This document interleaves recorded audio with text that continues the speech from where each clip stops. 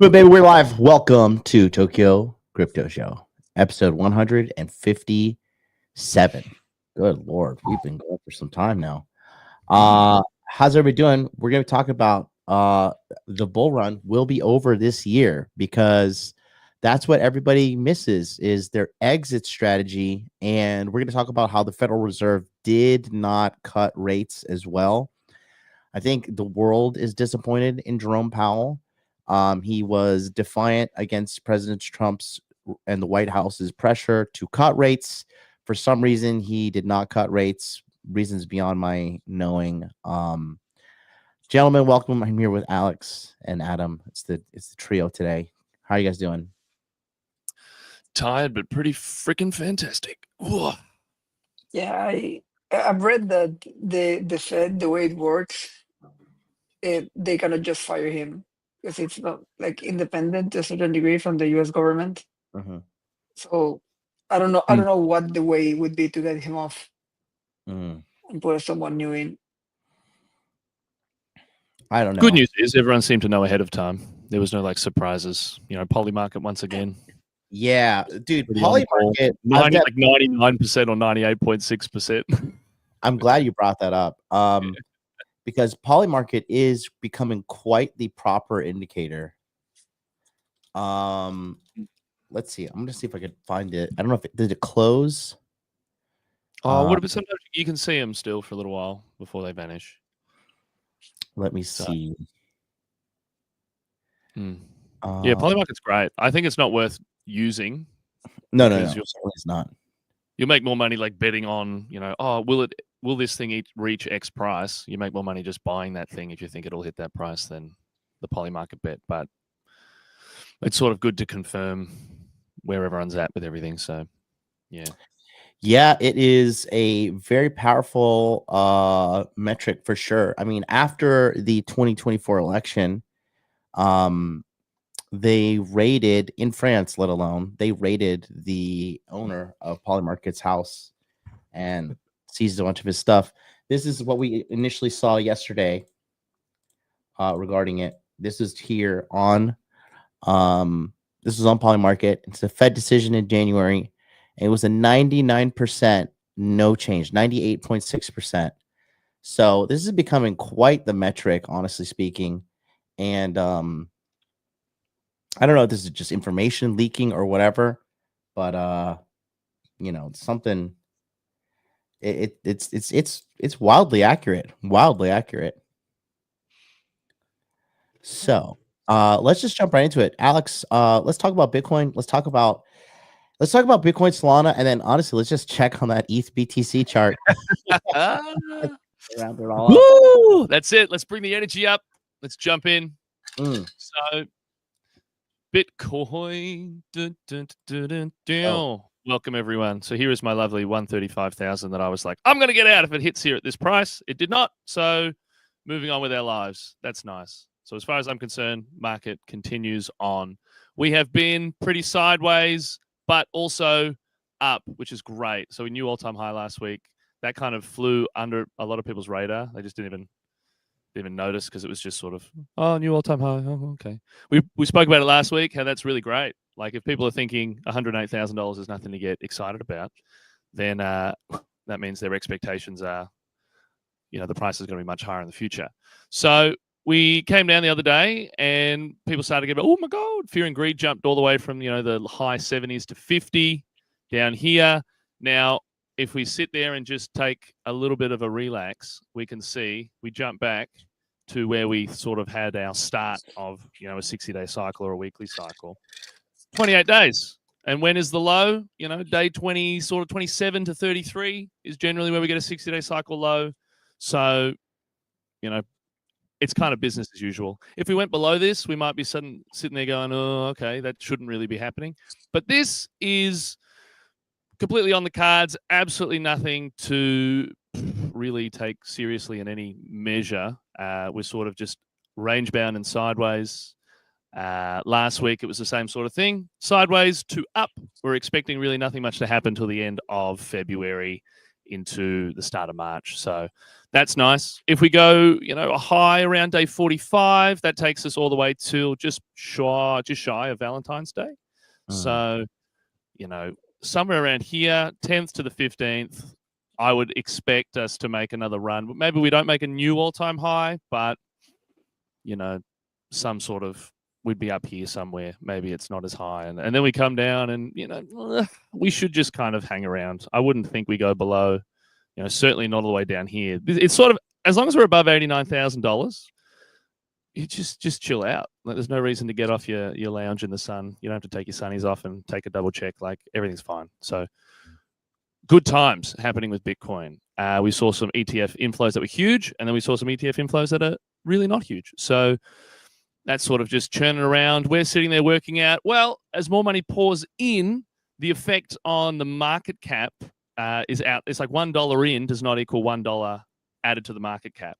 So it actually adds extra. So we're currently looking around at, okay, well, what's that multiple? Is it 10x? Is it 20x? Is it something or other? To get what our targets for the end of the bull market are, which still, we're still looking at around $180,000 as a vibe for the end of, towards the end of the year. So sort of September, November time period. We're seeing, can we find something that is a bit more, solid, which is a term you can't really use in the market because the market will do whatever the fuck the market wants to do. But we're looking at, 2021, we kind of had two tops. So will we see a similar kind of thing here? You might find that in, April, May, June, we were at like 150, 160. And then the end of the year, whilst it might be 185, you might have a 160 drop down to, back to 110, back to this area. And so it's sort of like, if we can de-risk earlier at a really good price, then we might do so. So we just have to take it day by day, level by level. On the whole, Bitcoin, after making a new all-time high, is telling us that the weekly cycle is likely finished, and we're just sort of like absorbing the rest of the price action, building the rest of the base so that we can just head up later in the year. So, and by later in the year, I mean kicking off sometime sort of in March. So only a month or so away. So we're just sort of chilling. Buy some more. I actually have a really good point to mention for people. So in Australia, at least, so I'm trying to buy some more Solana, and the bank just kept on, I go to send some more money, and then the bank just like logs me out and goes, you have to call our fraud team. And I call them. They're like, oh, it's to protect you. It's to, keep you safe from the gains, I guess. And I'm like, I've been sending money to this account for years. So, it's not some sort of crazy scam. And they go, oh, you can only send $10,000 a month. So I'm running around making fucking bank accounts and all these different banks just so I can fund the trading, which is just ridiculous. So when you think about buying, well, that's another thing. So it's the 30th of January, for me at least. So I can send through 10,000 this month. So I can't do anything for I can't like send anything else until next month. So you want to make sure in terms of if you're thinking about allocating something, you want to get the money to the exchange before you want to allocate, because you might find that you get stopped by some random, bank anti-scam stuff going through. The thing about all those crypto scams that annoys me is they're not even freaking crypto scams. They're just regular ass scams, but they use some sort of like fake exchange to do it. So that's my little rant over. But just know that it's going to be harder and harder to buy Bitcoin, buy Solana, to custody these assets yourself. They would probably much rather you buy an ETF, and that's a whole nother kettle of fish, because when you want to buy an ETF and you tell your stockbroker to do it, they don't put the order through at the best price. They'll wait until the highest price of the day and then put your order through. In the meantime, they're selling a little bit so that they can just collect profit off you. So it's just always a bit of an annoying thing, but it's the world we live in. So just make sure that you are on top of that. Solana, love this. Beautiful. Look at my gorgeous drawings. I should have done art. We've got this double bottom here, a nice W shape. We broke the center of the W here, which is a very important part. You want to see that. Once it does that and closes above, that sort of confirms that the bottom is in. So here we go. Lovely. Now, we've come up. Beautiful. New all-time high. Love that. And we've come down, and now we are back at this range. which is known as a bullish retest. Beautiful. Now, sometimes it can dip just below and then before coming back up. Totally fine. But at this stage, it seems to be recovering already, so that's nice. Now, this line is not like this is exactly what the price is doing, but this is definitely, and when I say definitely, I mean like, 90% plus likelihood of the price is just going to go in this direction, which is great. We are still sideways when we look at the Solana. When we look at the Solana Bitcoin ratio, we're sort of in this range here. I've got the moving averages on the week, and they're stacked up. The 200s on the bottom, 20s in the middle, 50s on the top.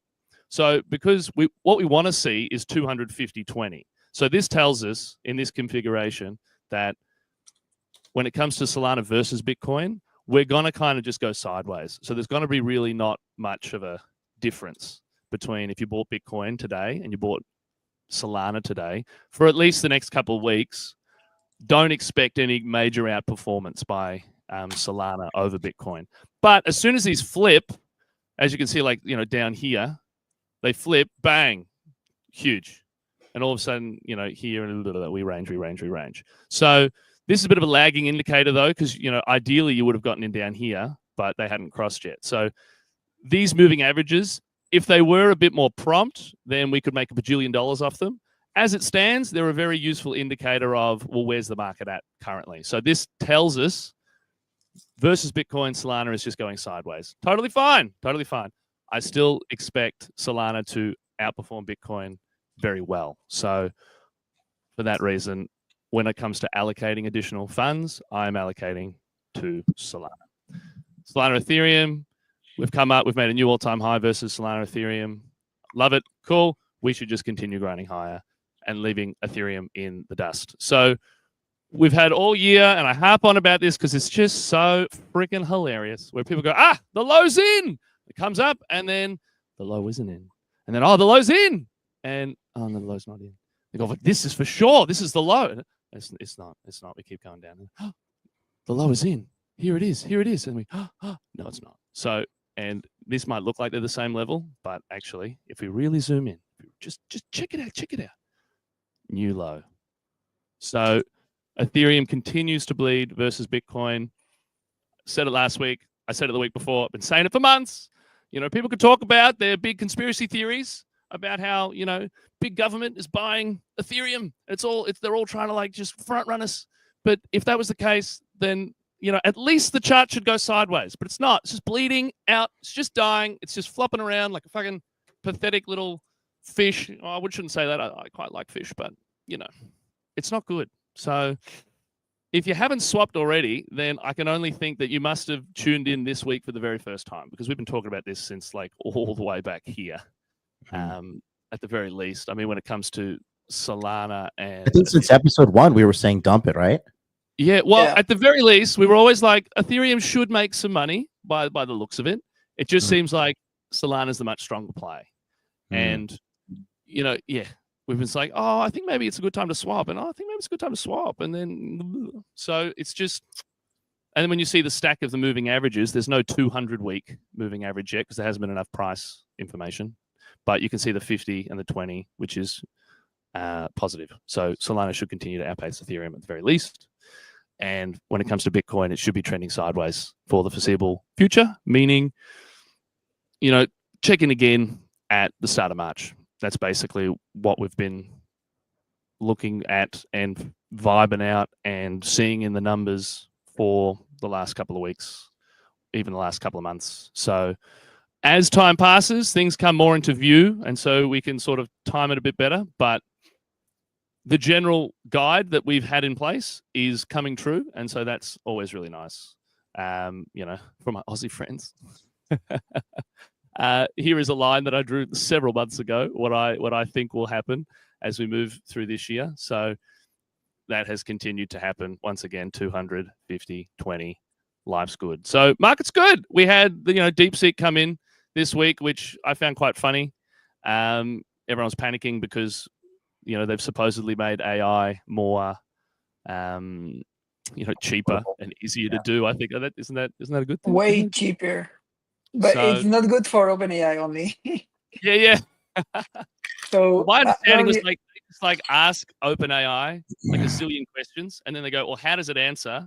And then now I can answer questions for people, as opposed to having to actually train on all of the data. So you can sort of like, you know, Yeah. reduce the cost by 20, 100x. So It that's like hilarious. filters it. So, Yeah, but it does I don't know rely if on I someone can. making ChatGPT first, so that you can actually do that process. So we'll Yeah, see. of course. It's based on ChatGPT and on Llama and on Claude. It like grabs like the finest responses out of each of them and combines it all into one. But I don't know if you tried it. By the way, if you want to try it, use a VPN because it Yeah. definitely sends everything you own into China. But you can actually see it thinking. Like while it's making the generating the answer, you can see its thought process. It's like, okay, this result says that, so I'm gonna pick this aspect and add it to it. But it's really interesting. For the tech side, the reason that it blew up $1 trillion out of the entire New York Yeah. exchange. So they made us an AI that is as strong, if not stronger, than the most expensive model from OpenAI, which is the O1 model, which currently is like $200 a month to be able to access. So they made something at least on a similar level, and they made it free, and they made it open source, so anyone can host it. The code is on GitHub, so you can run it, and it can run on a fucking Raspberry Pi. If for those who don't know, Raspberry Pis are like little computers that are like this size, the motherboard, and you can basically run anything on it.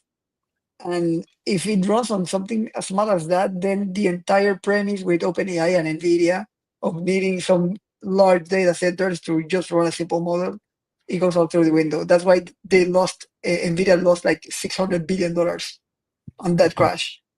Especially, then I read that they weren't using the NVIDIA has like a software called CUDA, which is proprietary, which is specifically made for GPUs, made by NVIDIA to run code. So that's how they run the models. That's how they use that much power. So the DeepSeek AI was made by a hedge fund in China. It was also, by the way, a side project. They weren't like focusing on it. They only put like what was it, 50 million? Five. They just I wanted said it to was 5. 5 million? 5, 5 6, million? yeah. So they just wanted to make an AI to trade, but they ended up making something way better, and it was like a side project, and they bypassed using CUDA and Oh, okay. went directly into typing into the driver itself. So they went like basically trying to write a website using assembly. Assembly is like the lowest level, like you're one step away from machine code. So that tells you the level of experience that the guys behind it have in programming. And so it's way cheaper. It's open source. You can run it on anything. It's smarter, and the guys behind it seem way smarter than any of the current uh, developers on the Western Hemisphere. Yep. And now, on top of it, there are new Chinese models coming out. There was another one that came out, like I think yesterday. The Alibaba one? There was the Alibaba one, and there was another one. So they both are even better in the benchmarks than DeepSeek. So it's basically now starting to spiral out of control in the sense that China is now popping up with way better models for way cheaper than the US, which is what they do with basically every product ever made. They just copy it, make it cheaper, and they make it even better somehow. Yeah. So yeah, that the good thing is that for us, the consumers, this is gonna lead to way better and way cheaper use of AI.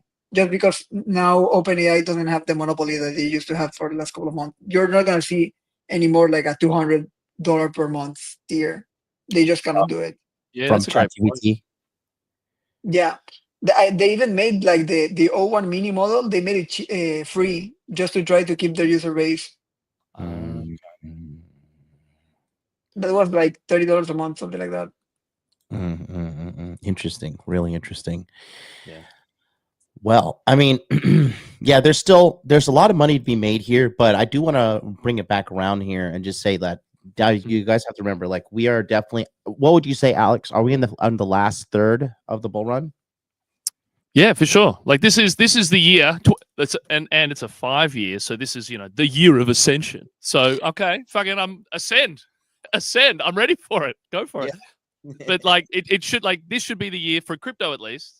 Wider market, that might keep going for another year or so. But like crypto at least, this is the third year of the 4-year cycle. This is where the top happens. This is where the most money gets made in the shortest amount of time. So we're here for it. And if we get to the end of the year, I mean, only in the past, if they did move into the following year, it's wrapping up really early in January. So I think it probably won't go that far. Much more likely that we get, sort of the September, November timeframe that we've been talking about. But this year, like, you'll hear people talking about super cycles, and I can say that they're, at least in my opinion, they're full of shit, because they're full of shit every time. Every time they've been full of shit. So, take the win when things are looking good. That's why even if we get a nice top early in the year and that's not the final top, it might be a good idea to de-risk a bit, because then we'd probably get another 30% drop from wherever we get to. And so you can always put some back in. But if you've got the money, then you've got options. So otherwise you're just sitting there like, oh. So, we've been in for fucking since, 2019 all the way through, and then getting sort of back in 2022. So we've been waiting a long time. We've been patient, and we can be a little bit more patient. So yeah, this is my third bull run. MC says, you think the top is one now? So I'll tell you this, there's basically two schools of thought, but I'm leaning towards the second option. Okay, so in 2021 we had a double top, and I want to hear what you guys have to think too. So in 2021 we had the double top. First top was around April. I think it was it April, May 21? Yes, might have been April. end of April. Yeah, April. April, like the first week of May, I think. What's when the first here? Let's do what we do best. Let's pull up a chart. Give me one second. End of April. Let's go to the daily here, because I want to get some precise dates, because I want to show you guys at home, just so you can make clear sense of all this and you don't lose any money. I got 12th of April. Oh, was it here? I have 12th of April 2021 is the week starting, so it'd be 14th. Okay. So I think this was based upon this was the first actual top here. 14th of April here was the first top. And then basically we crashed down a little bit all the way until July. That was devastating. And then from July, we picked back up. So we had what was called a double top. And the second one was on November 9th, looks like. So we got up to like 67,000. Here we had about 64,000, give or take. So that was the last bull run. This was called a double top. So we ran up. This is when the presidency changed here with Biden getting in, and then it just taking off, kind of similar to Trump. And it ran all the way to all-time highs right after that for quite some time. One hell of a run, honestly. Yeah. We had some troughs along the way, and then we decompressed here, and then we had one more up. Now, people say this is a manipulated cycle. So what we're thinking this time around, this looks like a more healthy organic cycle, and more people are thinking this is what's going to happen. This is the 2017, 16 when Trump won here. So Trump actually won the presidency. Oh God, this is like wild to see how high up we went so quickly. Yeah, we were like set like sub 3K. Man, yeah. So Trump won the presidency in 2016, like here, and then we just had what was called a melt up, which is slowly, melting, pushing upwards to a breaking point, which is around December. That's what people are thinking we're going to have this time around. So what do you guys think on the panel? Are we going to have a double top, or are we going to have a melt up in sometime ending in Q4? I think it'll be two tops, but not double top. So I think we'll get some sort of like minor one in a weekly cycle. Like if we started a weekly cycle, then we've got 19, 22 weeks until another top. and then we'll come down, and then the other 19, 22 weeks takes us to that September, November kind of time frame. So if you had to put a first top, what give me a date. Let's have a look. Yeah, you could reshare your chart too if you want to, because people love this stuff. This is like astrology for men. Yeah. It's so fucking true though. I fucking love it. There you go. Draw enough lines on the chart and everything perfectly lines up. That's how we do things. All right.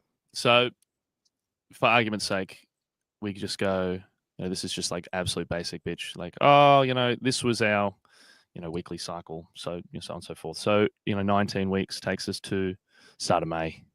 So we could see it. We could, based upon like if a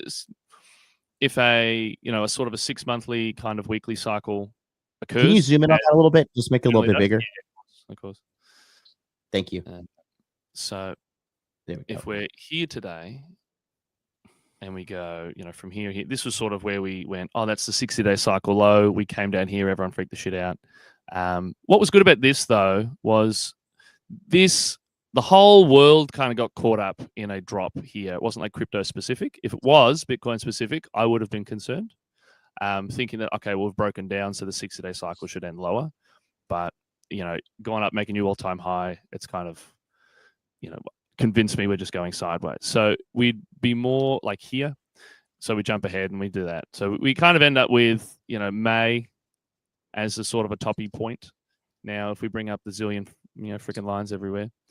And I use these for, this is just generally where the price likes to gravitate to. So it's by no means like this is where the price is going to be, but it is the price will want to be around that zone. So if I then extrapolate out our 19 weeks, May, so you might be dicking around at 115,000, nothing special, but you could be up at 140 and easily, this one here, this sort of, I don't know, quote unquote skin color line would be about 147,000. So if the price was around here, like if it was above this line, if it was above 160, I would be really going, I'll probably sell some here because I'd expect our 30% drop to come in.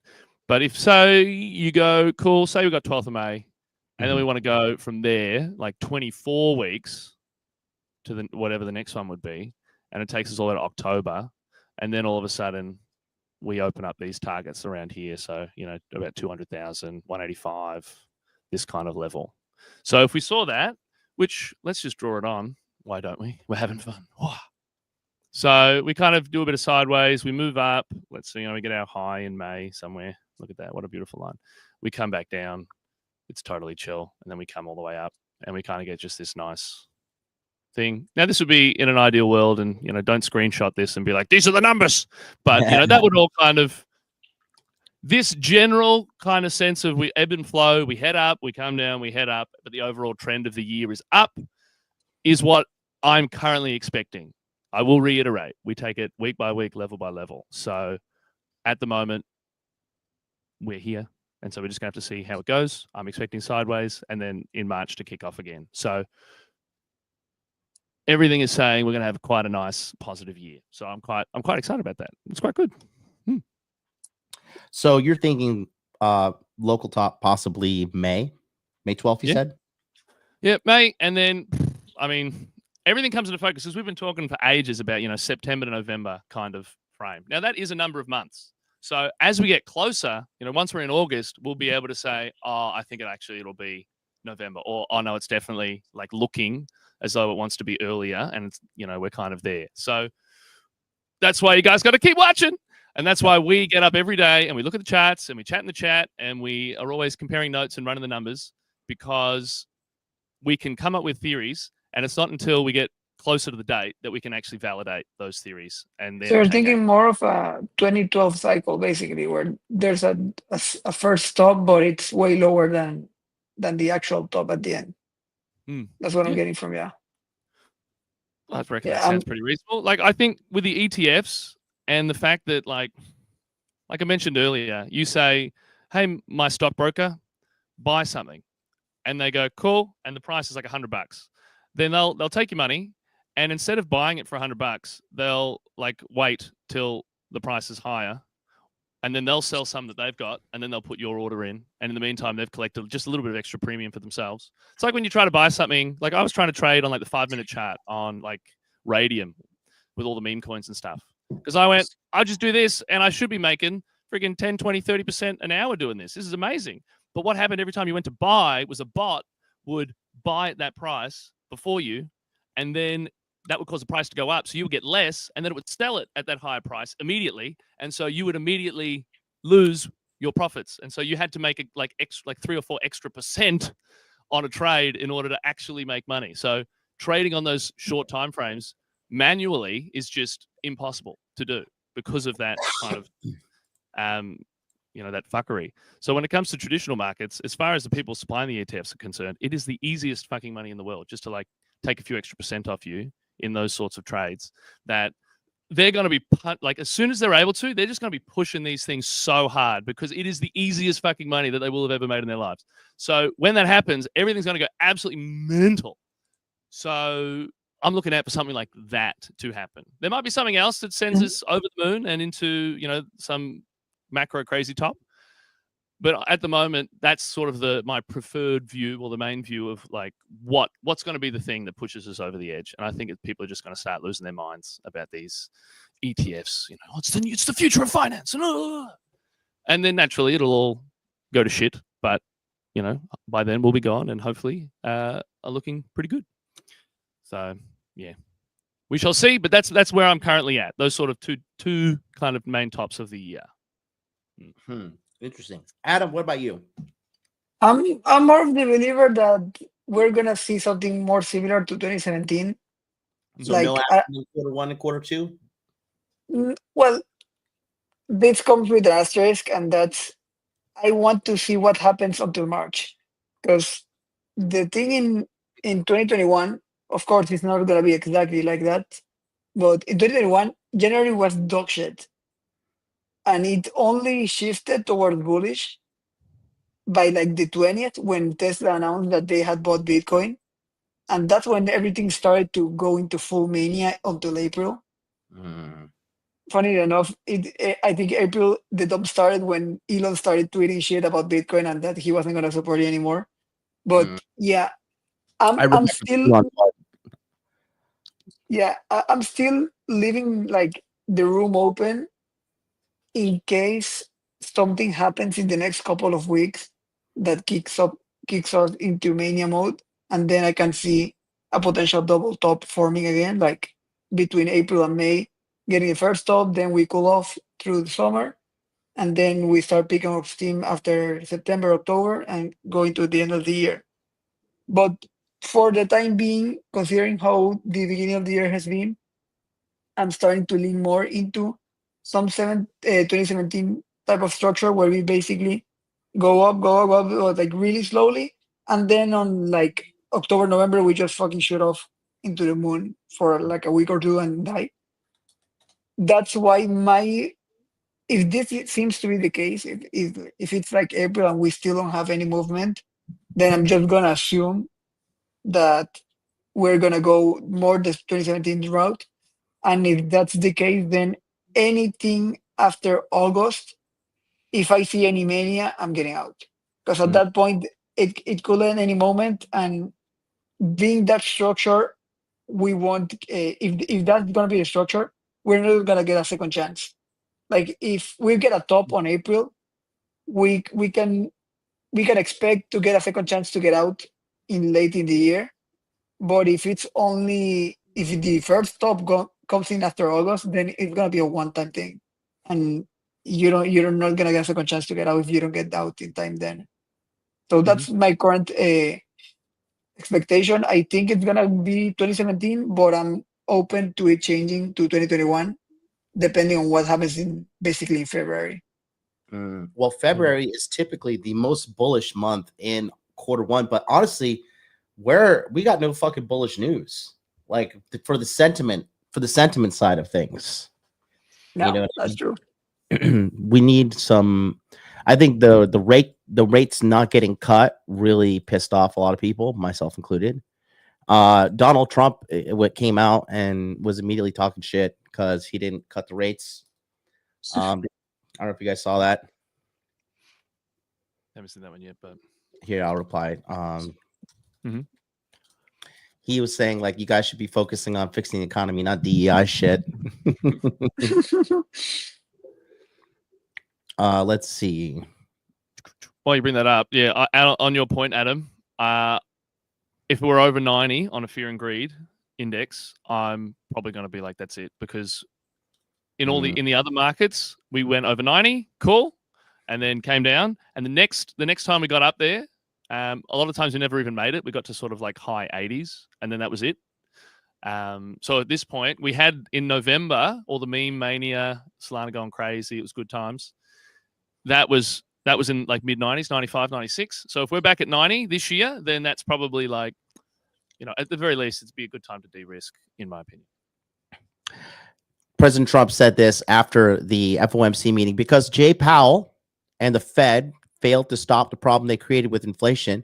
I will do it by unleashing American energy production, slashing regulation, rebalancing international trade, and reigniting American manufacturing. But I will do it much more than stop. But I'll do much more than stopping inflation. I'll make our country financially and otherwise powerful again. The Fed has done a terrible job on bank regulation. Treasury is going to lead the effort to cut unnecessary regulation and will unleash lending for all American people and businesses. That's what we need. We need liquidity in this market. If the Fed has spent less time on DEI, gender ideology, green energy, and fake climate change, inflation would never have been a problem. Instead, we suffer from the worst inflation in the history of our country. I mean, I don't think he's wrong here. This guy thinks he's going to control inflation, Jerome Powell. Annoying, bro. Very, very, very, very, very annoying. Because, I mean, we need liquidity. And also, I don't know if you saw this, but PolyMarket also says now we're not going to get a rate cut in March. That's the majority odds so far. It could change, but what do you got here? Oh, this is actually just because Elias come in. Elias, hello. Good morning. What's up, guys? I saw this, and I want to ask you about it. So basically, the theory goes, based upon this, is the bull market really doesn't kick off in full swing until the Bitcoin price is like a good distance above the production cost for Bitcoin. And that's where we kind of have that. So you can see, and what annoys me is this freaking thing that appears on the screen next to it. But you can see, maybe if I come down here, so the orange line up top is the price, and then the blue line underneath is the average mining cost. I'm not sure where it's getting all its average costing specifically from, but I can only trust that this is, at least somewhat reflective of reality. So when they sort of start to separate, that's when the Bitcoin price is just zooming. And you see that kind of happened in 2017 when we see this big separation, and once again in 2021 where we had these sort of two areas of separation that formed up here in those two tops. We're up here. We're pretty close, but now we are indeed, at least from this, over $10,000 above the average mining cost. But what are your thoughts on that? Seeing something like this, do you think this is actually helpful to see, or is it like the data doesn't come in until after the fact? So it's nice to see, but kind of pointless. It's the data is pretty current because the difficulty doesn't go up as fast. So the competition is basically, the competition data is directly available for everything. So the data is pretty good. But because we are at around 90K right now, this basically just means that miners don't have a lot of wiggle room right now. So the risk that they start selling as if the price goes down to 90K is pretty high. That's basically what it's telling us right now. The separation, I've never actually looked at that, to be honest. But in August 2021 would be pretty much at the second top of the double top of last cycle, right before the last pump. So it would make sense, yeah. But with the ETFs and with the inflows, the amount of Bitcoin that is mined is getting less and less relevant for the actual price action. Okay. Because it's only like 450 per day times 100K is about 48 million at current prices, or 45 million at current prices, something in between. So even if they all start selling right now at the current prices, it doesn't really matter in my opinion. It's only an indicator. All right. Well, as we can see, 89,000. I mean, that's where we dropped the other week when we had that big drop, and so it was like, oh, I mean, that's a previous zone, so I guess that's why it stopped there. But that kind of the fact that that's sort of the average mining cost kind of makes a bit more sense as to why it's a bit more of a support. So if we were to lose that, then all of a sudden the miners are now operating at a loss, so they'd have to sell more. Is that the case? Which would then increase their selling pressure.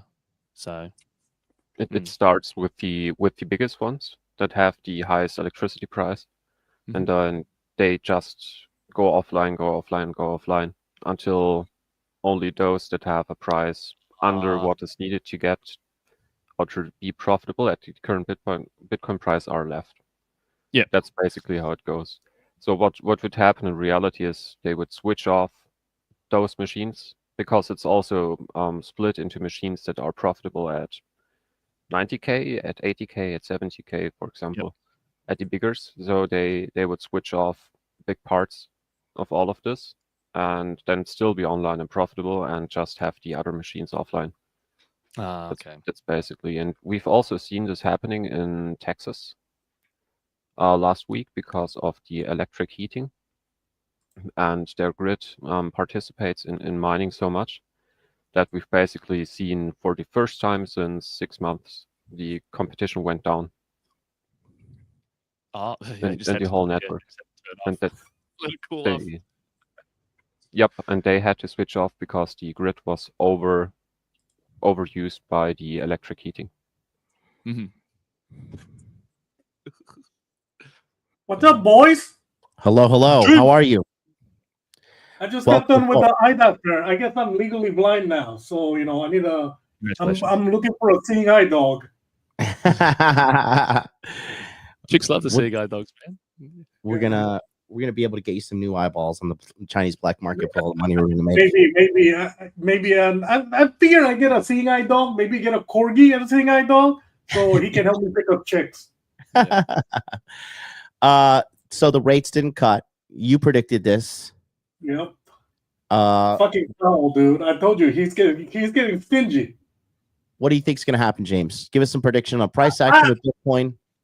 I think it's just gonna maintain the sideways action between about 92 to about 100, and it's just gonna putz along the 92 to 100 until all the selling goes away. Right? Really, at the end of the day, it's a game of patience. Who can wait it out?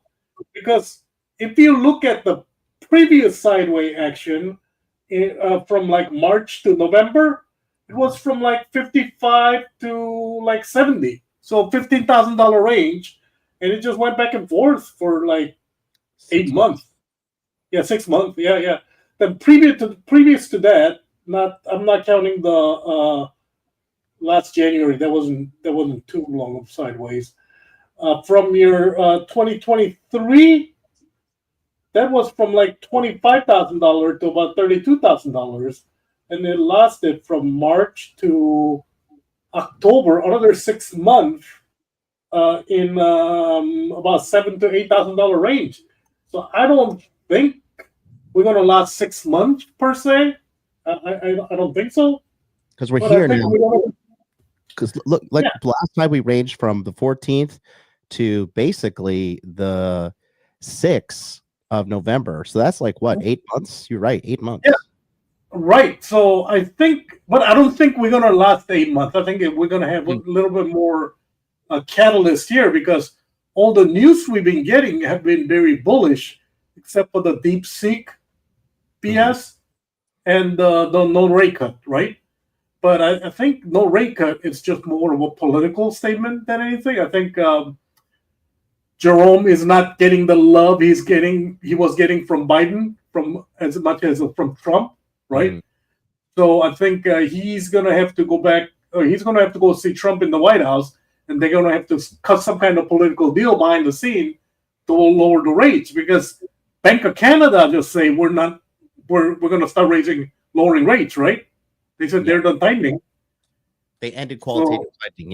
Yeah. So I don't see the reason why U.S. would not follow, because even though the official job number is decent, but I don't think it is, because people are losing jobs left and right.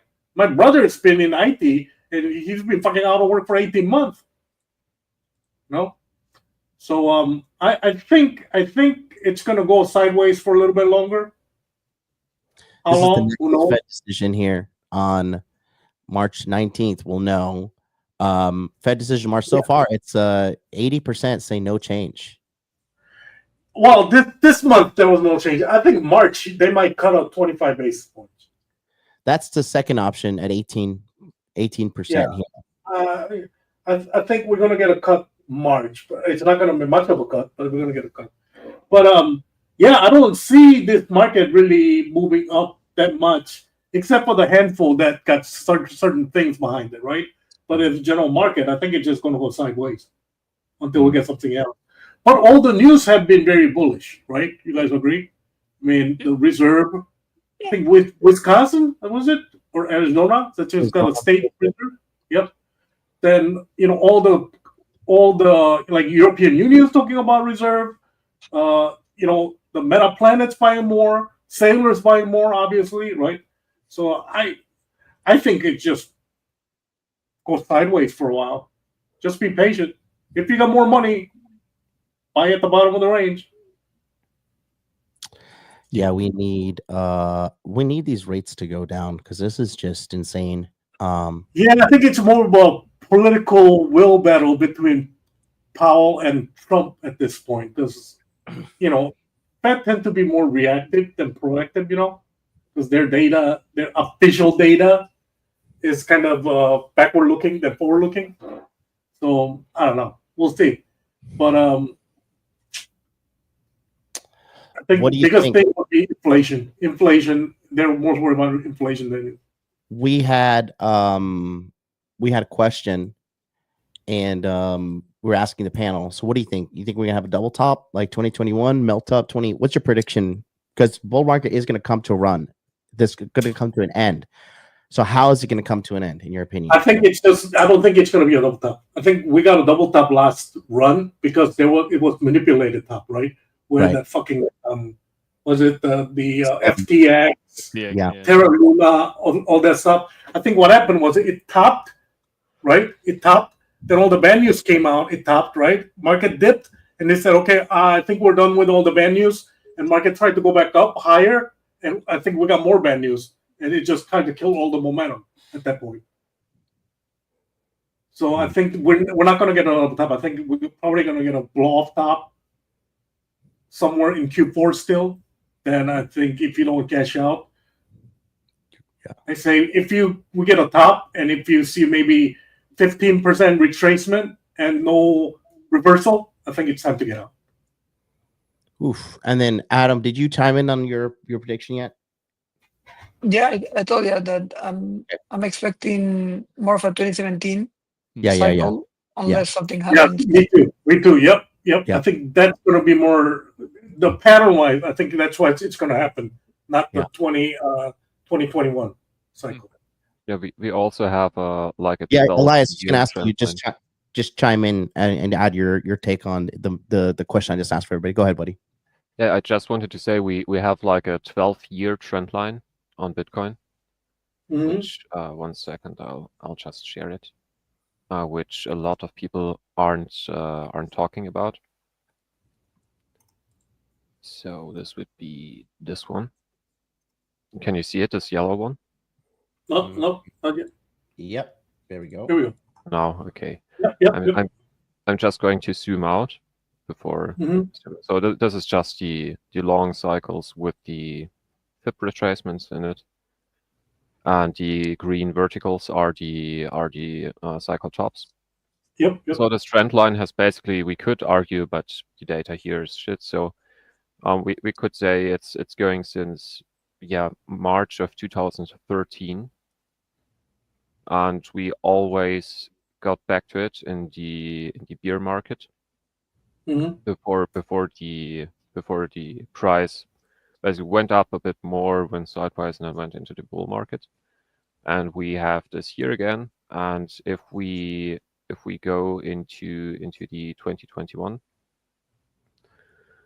cycle end, we basically broke down, and for the first time after something like, this was 9 years, we went below it.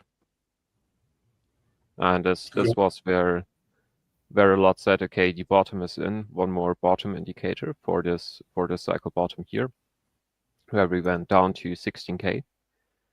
And then we went around it basically till now. And we've stayed, we closed above it for the last 2 weeks.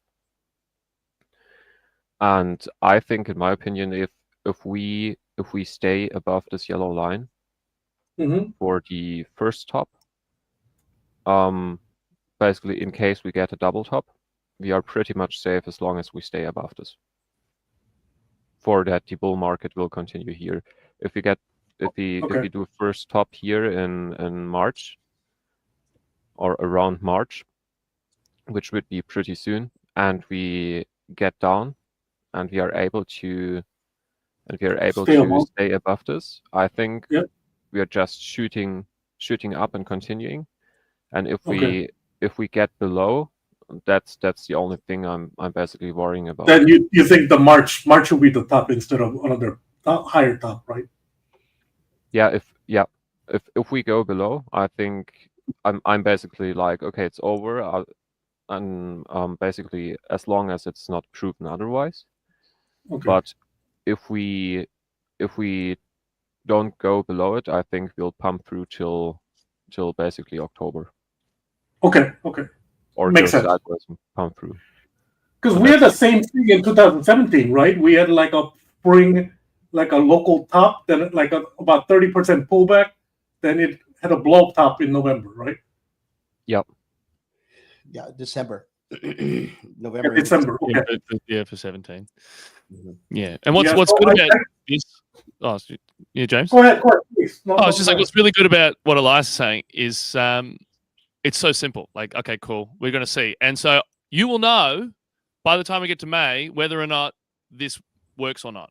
Or you'll know, are we above or below the line? And then you can go, okay, cool. So I guess it's going to be a blow off top. Or I think it's going to be a... So...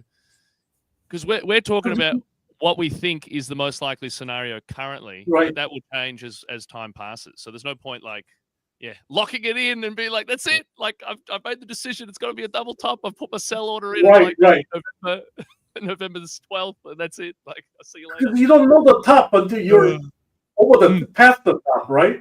So at this point, it's anyone's guess, So I guess what we're going to look for is that somewhere March, April time, if we get a higher run up, then a pullback, then like Elias said, if we goes below that long-term trend line, then we're going to have to start looking at maybe, we won't get a second top in Q4, right? Maybe we might have to go defensive.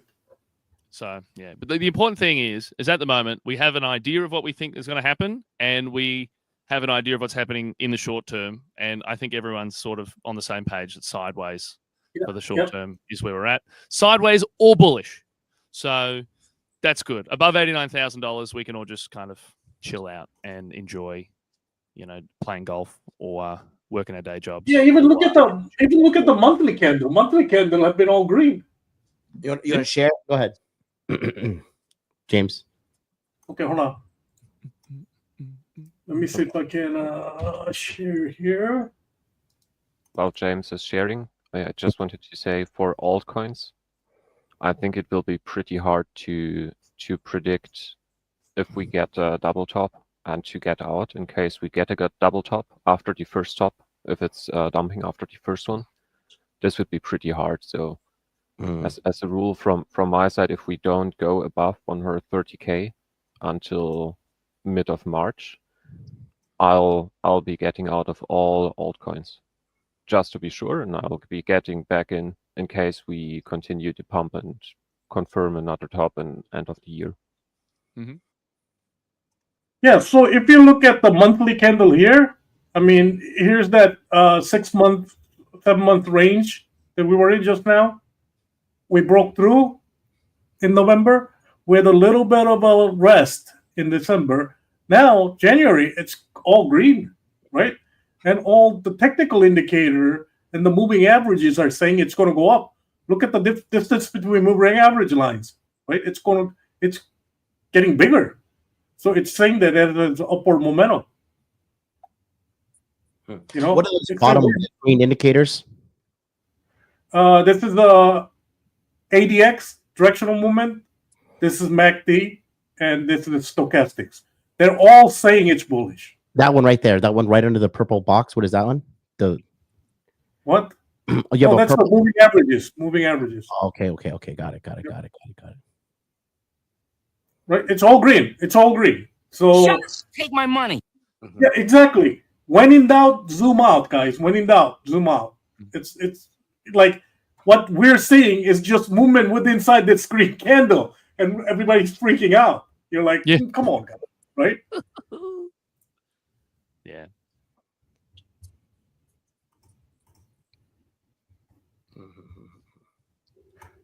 Just like we were saying, and like what Elias said, we know for a fact there's going to be a big pullback coming before the blow top, right? It's going to be 30, 40% based on last 50% based on last a few cycles.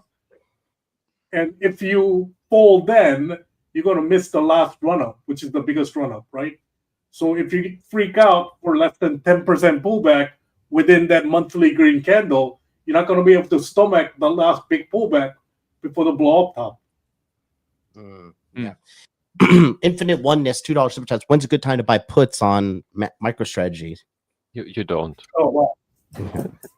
That's a pretty easy one.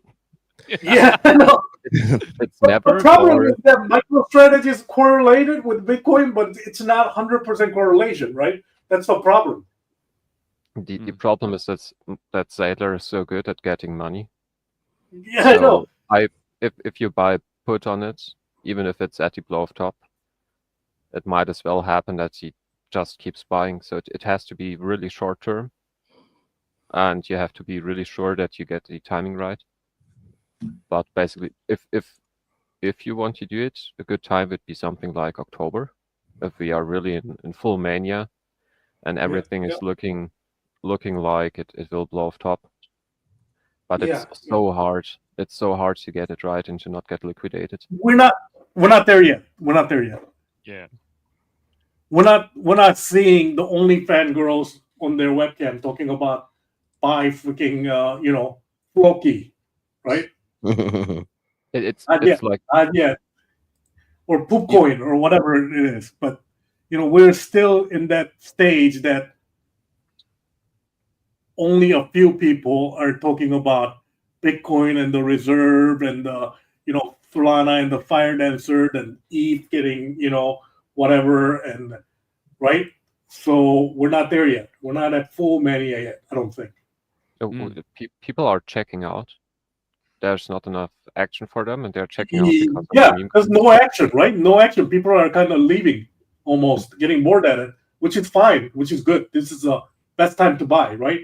But once we start seeing front page of Newsweek or Economist talking about crypto is never going to go down, that's the time. Yeah. Yep. And we are at 30 for the word Bitcoin on Google Trends. Yeah. We're not seeing the front page test, right? Magazine cover test, right? We don't have a magazine cover like a Newsweek, Economist, or Wall Street Journal, and any of these things having a big front page news saying that full blown cryptomania, crypto to the moon, whatever article, right? We're not seeing any of it. That's it. That's something that I really like. Just like a really basic indicator. You know, you go to a cafe in the morning, grab a coffee, and flick through the paper. Just look, flick, and see what the articles are. And you want to see no crypto articles. When there's nothing, that means we're not at the top. But you'll start all of a sudden. There'll be 6, 7, 8 articles. Yeah, you got next Sam Bankman-Fried on cover of People magazine. It's time to start looking. So when that kicked off in 2021, we were still like 2 months from the top. So by all means, don't use it as your only indicator. But it is definitely like we have entered like the top zone. It's coming. It's coming. Yeah, the cycle you might be able to use like do the opposite in the sense that with more widespread adoption and more traditional finance getting in, like if you see like Bitcoin start to appear in newspapers or in the news like CNN, usually it would be like a full mania signal. But in this case, it might not even be like a confirmation of mania. The fact that it appears because it's just gonna be more in the mainstream now, so you're gonna get more mentions of it, independent on whether we are getting near the top. I don't know if I'm getting my point. Yeah, if you see a cover of The Economist and it's like a Last Supper scene with like Larry Fink, Donald Trump, Michael Saylor, Bitrick, and like Anatoly Yakovenko, like in a Last Supper scene, it's top. It's time to sell. Oh no, yeah. Right? When Matt Damon is telling you, "Be brave, buy crypto." Shit. So it'll be fun. Lots to look forward to this year. Yeah, I mean, we got to get ready for all the things to fall. This is the year. So here's what's gonna happen when the wheels start falling off the wagon here. You're gonna see projects get rugged. You're gonna see people go to jail. You're gonna see a lot of mania news positively. Then you see a lot of mania news badly. And 99% of people will walk away from the bull market be like, "Crypto's a scam. I hate crypto. It sucks." So just get ready. Just get ready because we got a lot of things going going down. I'm going to show you guys. I have a new piece of AI. This thing's called Nansen AI. Take a look at this. So this is here. This is just analyzing the chains. Check this out. So when we talk about why Solana is just dominating versus Ethereum, the active addresses on Solana is 37 million. Okay. Ethereum is number 2, and this is sort of based upon fees, right? Ethereum is number 2 with just 2.3 million addresses. Most are bots anyway. Exactly. So it's probably in this. Yeah, exactly. I mean, even even if this was fully lit, fully legitimate, the dwarfing is this is like 15x higher. But you can see here the fees at Solana, because Solana does way more volume for way cheaper. In the last 7 days, they've done $65 million in fees.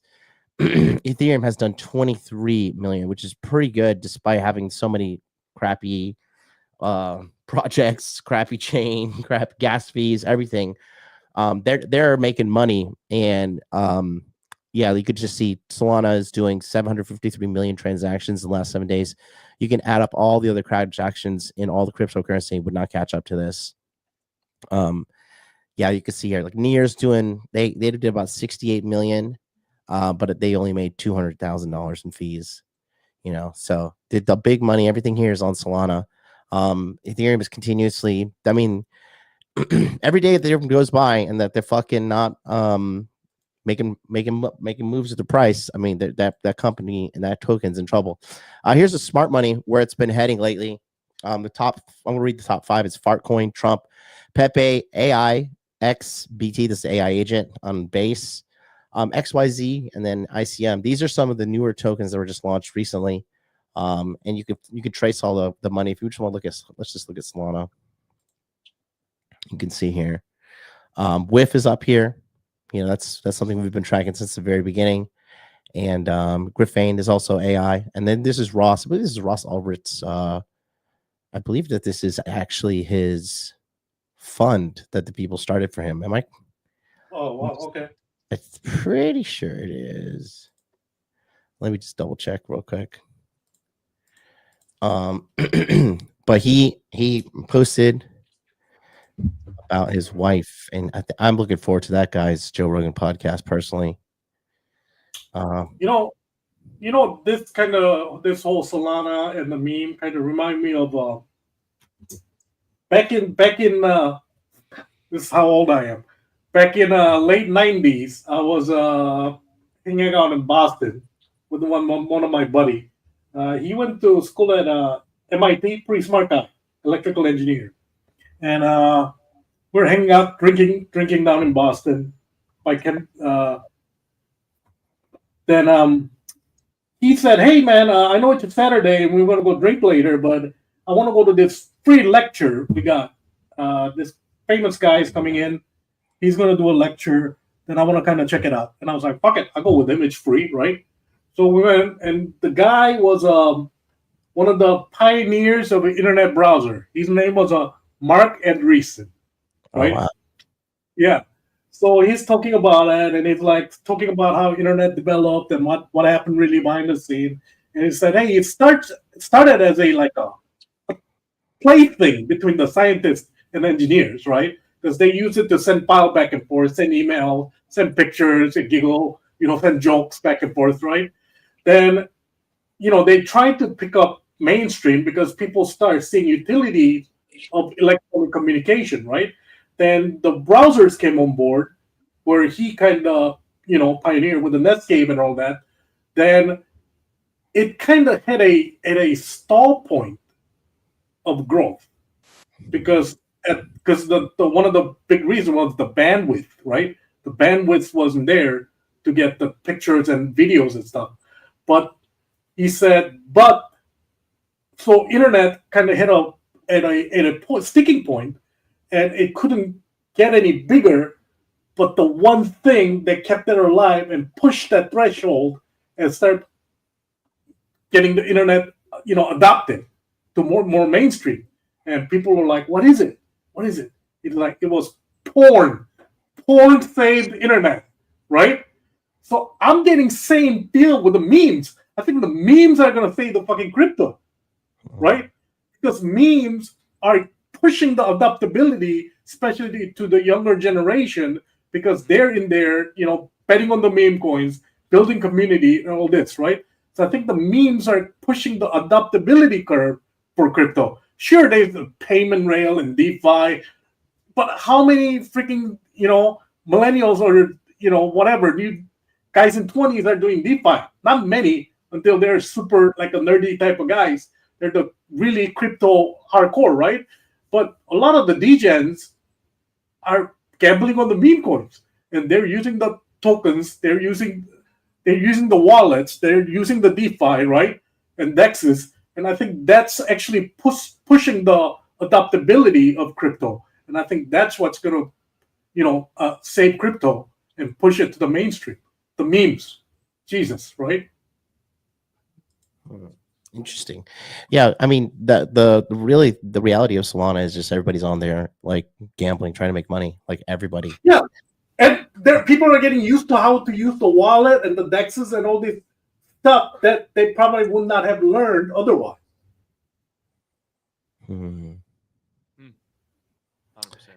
Yep. I mean, I've been using this software too here, going back to the memes. There's this token right here called JELLYJELLY. It's one of the trends right now that's happening in crypto is you are making coins named after social media programs. Vine went viral the other day, so I'll just show you a couple things. Vine may have died off, but I'm pretty sure, because there was rumors about when Elon said he was going to buy Vine and bring it back to life. But let's see. Give me 1 second. I gotta find it. But Vine took off, made a bunch of money, and then they've been trying to do this little. Oh, here's the official one. Yeah, $274 million market cap, and this was made about 1, 2, 3, 4, 5, 6, 7, 8 days ago.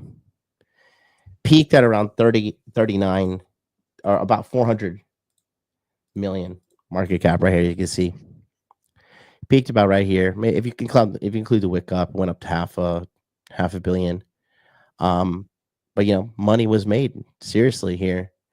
And now if you look at this one, Jelly, this is something that was just launched about 4 hours ago, and it's already at 235 million market cap. Let me just double check that real quick.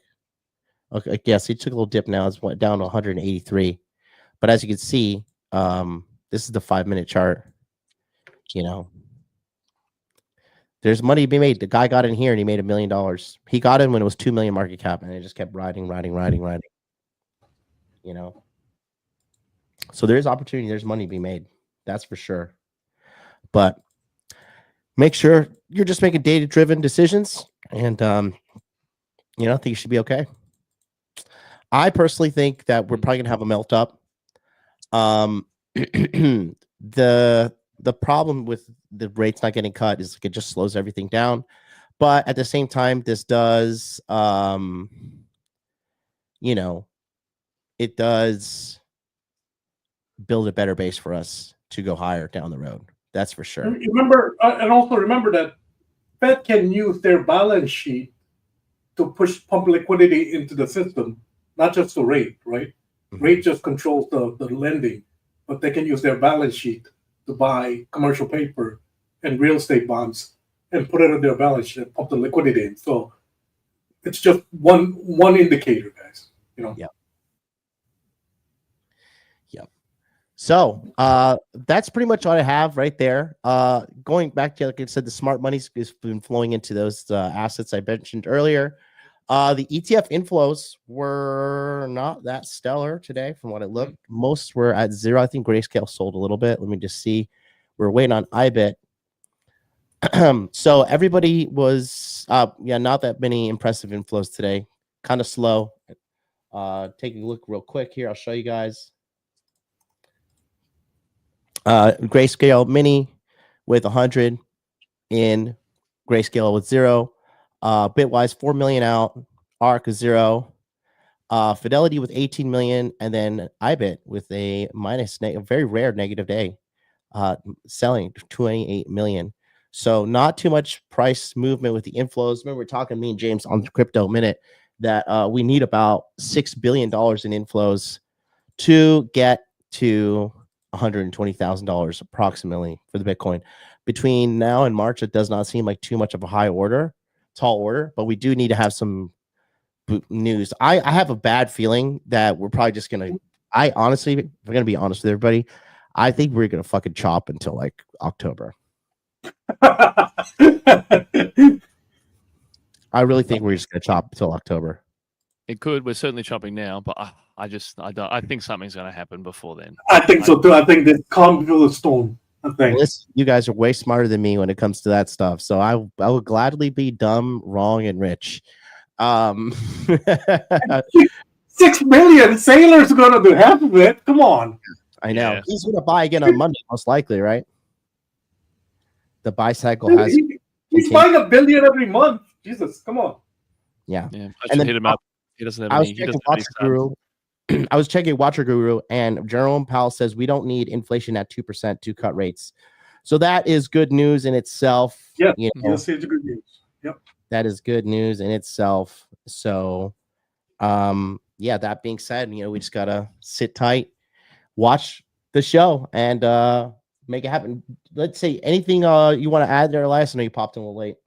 Yeah, I just wanted to add that rate cuts aren't how do you say it in English, aren't the most long-term solution to the, let's say, printing and inflation problem. Oh yeah, at least in my opinion. So that we didn't get it is more bullish long-term in my opinion. Mm-hmm. Because it's like it's a synthetic solution to a synthetic problem, and if we push it in now, we wouldn't have that much of a rate cut option till the end of the bull market. Mm-hmm. So Oh, yeah. because we didn't get it yet, if it gets really bad for the general public or for the US dollar, and US dollar is looking pretty good compared to other fiat, but we still have the rate cut options open at the end of the year or somewhere in September or something like that. Oh, and yeah. if everything happens as we expected, we'll get an even better, even stronger pump. Pump, yeah. So Pouring gasoline on fire. James, what are you thinking? By when? When are we going to see some price action? You said March? I think March. I mean, I think it might be sooner, actually, because everybody's been kind of doubting, right? Even though we're at 105 almost. I don't know why people are crying about it. But let me see here.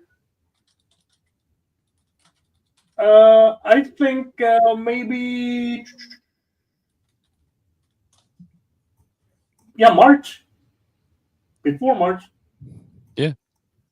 Fully checks out. What do you think, Alex? I think so.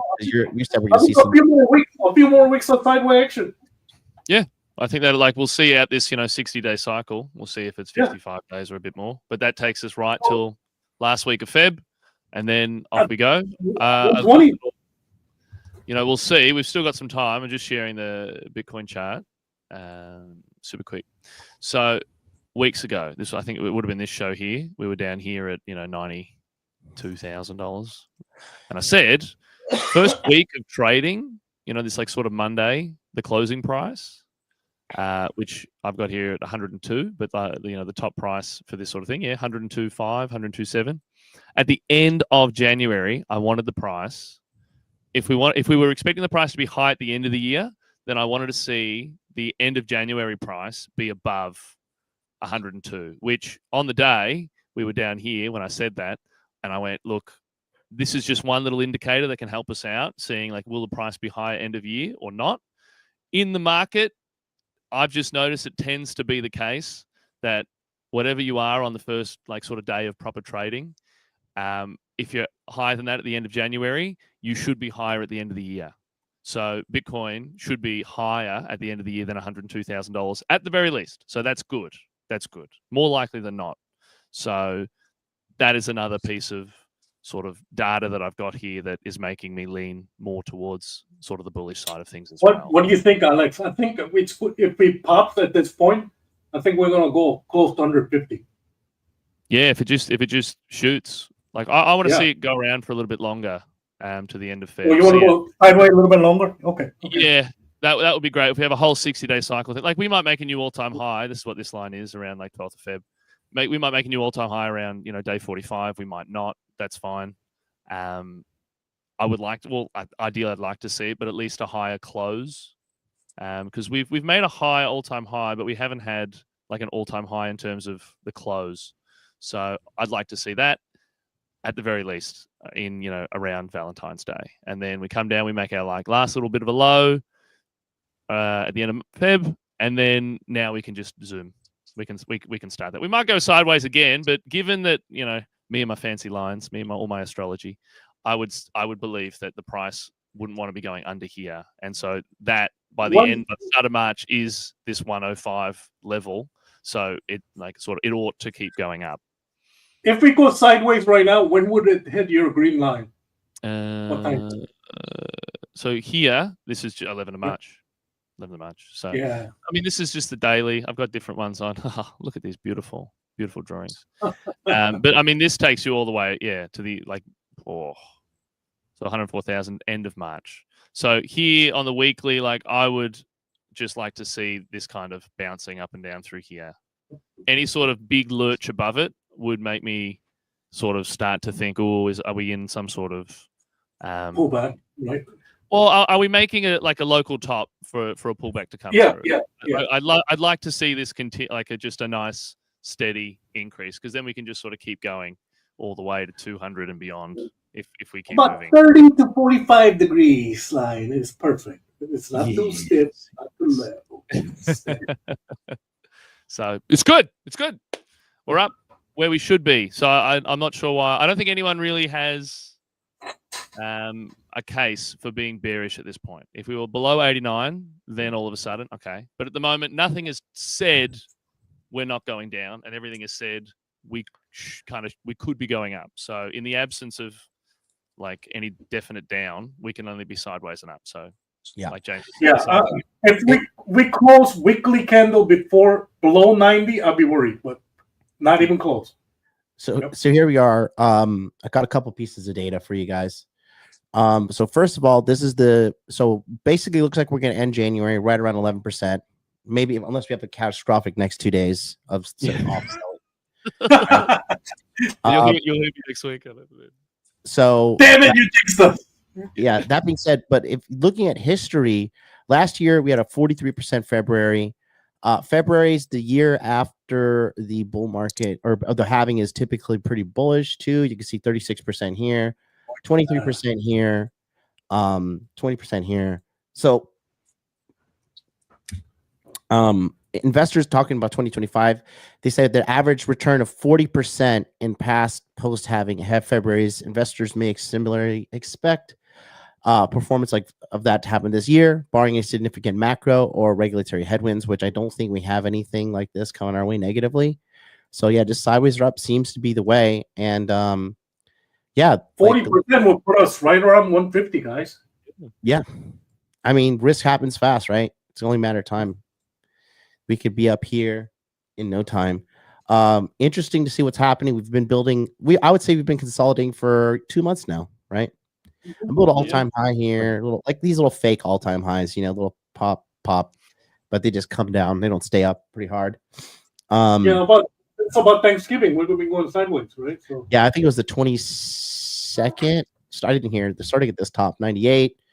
We did go to all-time high 100. Then we went down, and then this is when we were streaming Tokyo Love Show or Tokyo Crypto Show. Was like this day here.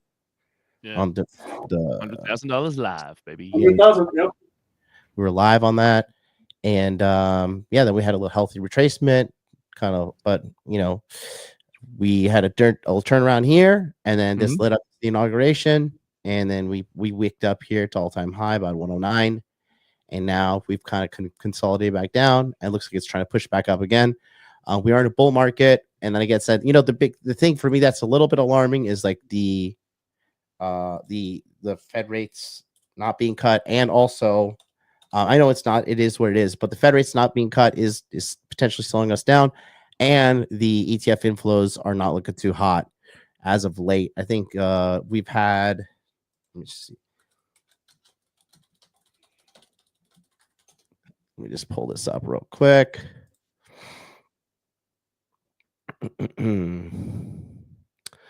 So yeah, we had a negative day, $500 million negative day on the 27th, and then previously last 2 days I think we had small amount of inflows. So not what we want to see from the ETF side, not what we want to see at all, quite frankly. But we just got to sit down and wait. Like I said, what the guy said is it's unless barring some big economic downward attack on us, we're going to go sideways and eventually up and to the right, up and to the right, up and to the right. Just remember that. So if you're situated, sit tight, but just know every day that goes on, okay, it gets more dangerous. All right. So if you need help, we're here for you. Check out the show, hit the like, comment, subscribe button, and then understand that this will all come to an end.